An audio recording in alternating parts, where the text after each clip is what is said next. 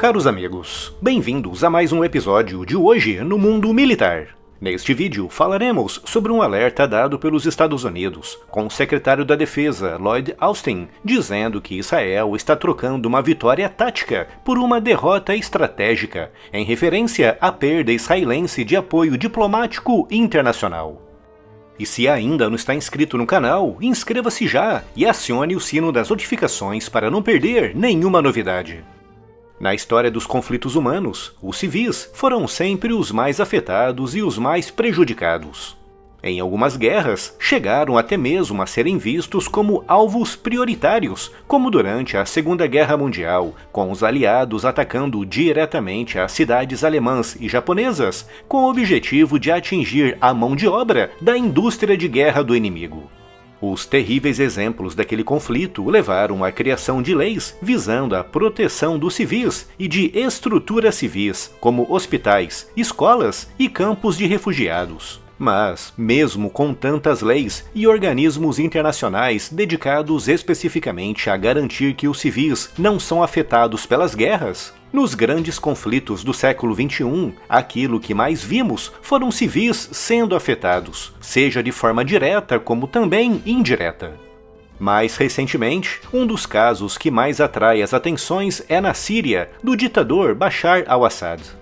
Assim como muitos outros países islâmicos, a Síria foi afetada pela chamada Primavera Árabe, mergulhando o país em uma guerra terrível que atraiu grupos com objetivos muito diversos, desde os terroristas do Estado Islâmico, passando por curdos que há séculos buscam a criação de um país próprio, e até grupos de oposição que tentam derrubar a ditadura de Assad.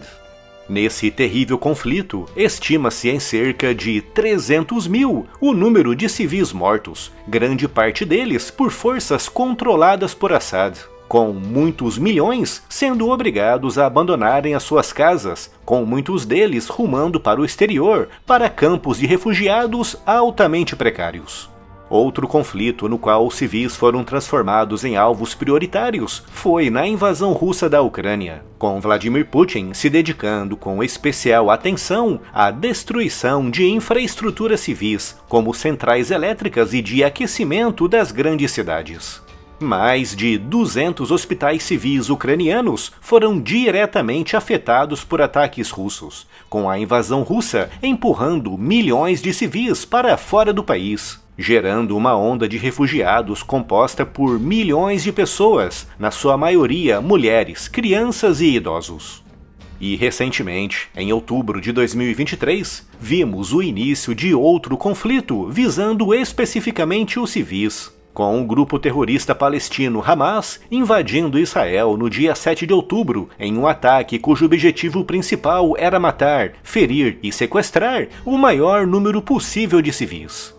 Mais de 1.200 pessoas morreram, das quais perto de 900 eram civis, com mais de 240 sendo sequestrados, na sua maioria civis.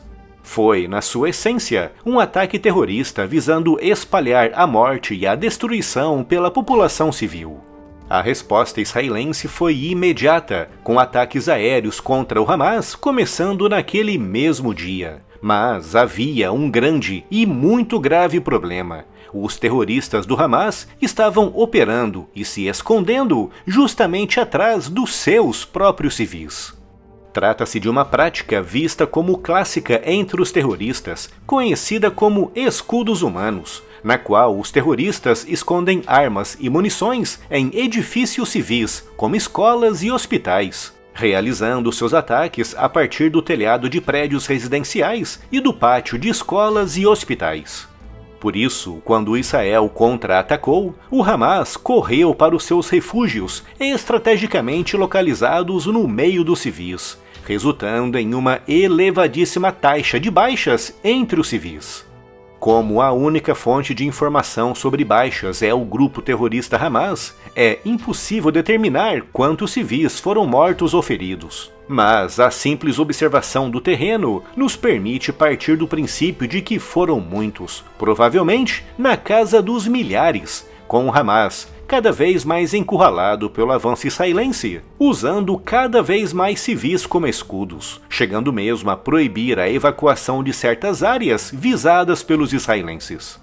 O objetivo dos terroristas do Hamas com essa prática é bastante óbvio: levar os israelenses a causarem o maior número possível de baixas entre os seus civis. Com tantos civis mortos, feridos e deslocados das suas casas, o Hamas alcançou exatamente aquilo que queria, com uma grande onda de indignação se espalhando pelo mundo, com muitos países e organizações, como a ONU, impressionados com as terríveis imagens de civis afetados pela guerra, exigindo de Israel o fim imediato da ofensiva para permitir o apoio aos civis em Gaza.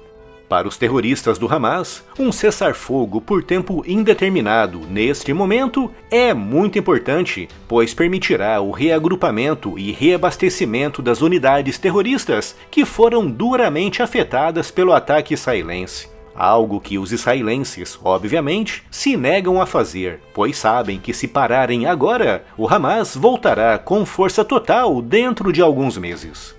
Para Israel, a única opção, nesse momento, é continuar avançando, mas o impacto disso nos civis, que como referi, são mantidos à força pelo Hamas na linha de frente, poderá levar ao isolamento completo de Israel, com esse isolamento podendo incluir até mesmo os Estados Unidos.